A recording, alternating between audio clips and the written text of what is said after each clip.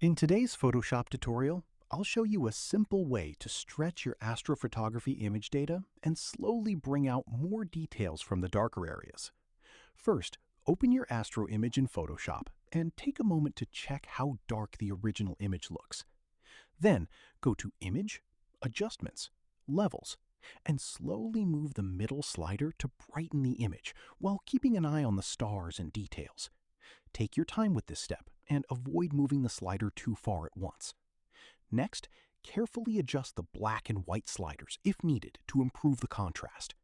Once you're happy with the first adjustment, click OK.